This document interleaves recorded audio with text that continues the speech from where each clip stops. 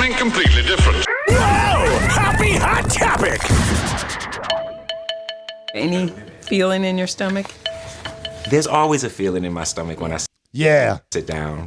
Hell yeah. Because, I don't particularly like interviews.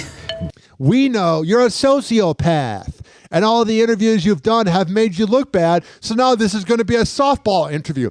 This interview is going to be such a softball interview that it's going to make Alex Cooper and Call Her Daddy's interview with Kamala Harris look really deep.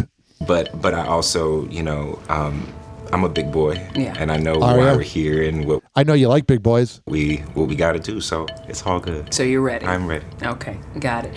I'll just jump right in then, because there are going to be people when they see, first of all, they see your name and they see that you're doing an interview. Sure. They're going to say, why should I give him a second chance? Why? When is he going to jail? His whole case got postponed like a year. The rich and elite getting away with things? No. Why do I want to listen to what he has to say? So what is your response to people who have that immediate feeling about you? Well, I understand that. I have to, it's been a long time, and I've had a lot of emotions attached to this. Realizing I probably shouldn't have done it, and I wasted everybody's time and effort in the city of Chicago, the murder capital of the Midwest. But hey, a hack actor getting beat up by his friends. But when I extract my emotions, when I extract even, dare I say, my ego from this, I can understand why people feel the way that they do. Because you ripped us off. You separated the country, you asswipe. Specifically because of the narrative that was spun and was given to them. Narrative? I will swear. You fucking made it up, you dumb fuck. Fuck you, bro. I've stood by, not my truth, but the truth. What is the truth? That you got beat up by your friends from Nigeria. It wasn't MAGA supporters. This is the best part.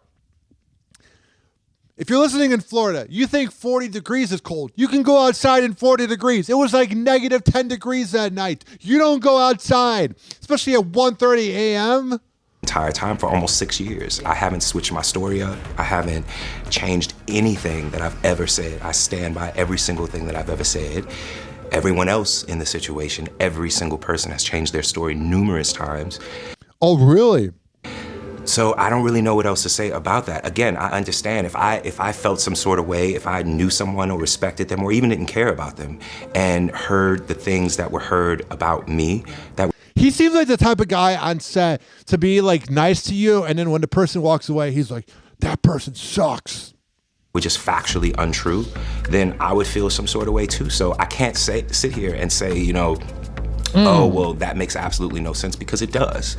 The only problem is that people tend to think that I somehow fooled them when in actuality it was the other way around. But where are these supporters? Bro, there was security camera footage of your two friends out there. Where are these MAGA supporters? There are conservatives in Illinois, but not that many, bro. It is a blue state, you moron. Everyone else fooled them, so I don't know what else to say about it. And then all the protesters back then, justice for Jussie, justice for Jussie. You're all a bunch of morons. I could have said that I was guilty a long time ago. Oh, congratulations, you sociopath. January 2019. He is such a bottom. Jussie claimed he was the victim of a hate crime, but cops later uncovered evidence allegedly indicating the actor paid 2 extras who worked on his show Empire to stage the attack. 2, they just used the word allegedly. It's pretty much proven.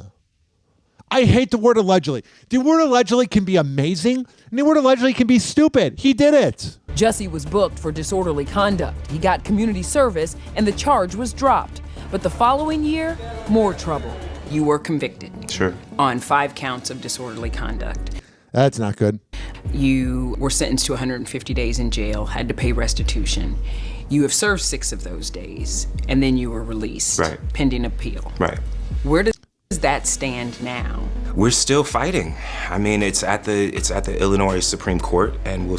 I really hope the state of Illinois does something correct for once and puts this moron behind bars. See what happens. And it's been hard, man. Like it hasn't been I can smile now, but there was a long time where it was so frustrating because it was like, am I ever gonna feel like me again? Right. Oh, poor you. Am I ever going to feel like me again? If you never did this crooked, moronic stunt, you could have been you, bro. And trying But this is the real you. You're a little bitch. to move forward. Also, the way that it works is what liars do is they take a big pile of lies and they sprinkle it with the truth. You're talking about yourself, bud. So as I'm sitting here and I'm fighting the very things that are untrue about me, some truths did come into play that I wonder why he's been single his whole life and never seen with another guy. He must be insufferable to date. they use to kind of, to prove. He's got princess bitch energy. He's just got that, like, meh, get away from me energy. A little racist kind of vibe. Things that were not true. Mm-hmm. And so there were those moments where I was kind of like, oh my goodness, my life is kind of, oh, well, I didn't do that. And they're like, but you did this. I'm like, I did do that. I did. There's security camera footage of your friends at 7-Eleven at 1:30 a.m. Of course you did it, bro. By that, and things like that I've had to talk to my family about, that I've had to talk to friends about. I wonder what he says behind closed doors. I wonder if he keeps up with this stupid lie behind closed doors, or if he admits, yeah, I did it. But I'm actually, contrary to popular belief, I'm okay with accepting responsibility for things that I've actually done. I'm just not okay with accepting responsibility for something that I did not do. He would be the perfect politician. Oh, he would be the best politician. He just walks around his words. He'd also be good with working for FEMA. What are those things you've taken responsibility for? Oh my gosh, substance abuse. That sort of came to light. Not sort of, that came to light. You were a loose cannon at some time. I was. Yeah, you are. Reckless at some time. I absolutely was reckless. When I saw that you checked yourself into rehab, I thought, that makes a lot of sense. Mm-hmm. That's what the everyday celebrity does. Oh, you get accused of cheating on your wife. I'm a sex addict. Oh, you get accused of this. I have a drinking problem. Da-da-da, da-da-da. Shut up. Why did you do that? What was your reasoning behind deciding to do that? I've wanted to do it for years. I've wanted to do it for a number of years. And to be quite honest, I was told that I couldn't. They told you couldn't because they looked at it as a sign of guilt? Or why did they tell you you couldn't? I think so, maybe. I don't really know. Yeah. I had to get better coping mechanisms. Okay. And that's what the problem was for me. Jussie's support system has always included his famous family and Empire co-stars from Taraji P. Henson. Oh, so he's a Nepo baby. That's what it is, famous family. He's a little bitch. There was one really difficult moment, many difficult moments that she was there, but there was one difficult moment in particular, and she rushed over and just like physically cradled me. And those are the things that's not a coworker. That's not a celebrity friend. That's family. That's family. To Vivica A. Fox, who now stars alongside him in The Lost Holiday. And that movie looks awful. Out now in select AMC theaters. It says The Lost Holiday, a Jussie Smollett film. I would not be putting his name on the front. Like, that's a good thing. Like, we're all going to be, running to the movie theater. Like, oh my God, did you hear that there is a Jussie Smollett film? Oh my God, no way. We all must go to the movie theater to see some awful movie that should be on the Hallmark Channel or BET. Screw you. Mm-hmm. It marks Jussie's acting return. She plays the mother of his late husband, meeting for the first time ahead of the funeral. You have offered Jussie grace. He's family. He's family. Yeah, girl, he's family. I made a lot of money making this crappy movie with him because he's family. Vivica is such a huge part of my moving on. Yeah, she gave you a gig, bruh. Of my moving forward. Because Did she encourage you to take that step back into the spotlight? My goodness, absolutely. We can talk about that a little bit later. Everything he says, I just want to punch him. Right. Okay, yeah. He's got a punchable face. He's got that like bitch energy where you're at a bar and he says something to you and you're like, pow! I hear you. Somehow she has made it okay. To what, be a crook? To give my work a chance. Whenever a sociopath is lying, they have dramatic pauses because they're trying to think of what to say because they're lying. She has made it okay to give my work a chance. I can tell you're fighting, trying not to get emotional. I can see your bottom lip. I am, because people just don't know me. Yeah. I want to adopt a kid, you know? I don't want to know you either. No one wants to know you. Nobody before this happened ever said, oh my God, Jussie Smollett, I'm such a fan of him. Like, I want to have all of these things in my life, and I don't want to have a felony on my record for something that I didn't do. Oh, but you got, nepotism in your family. You'll be fine.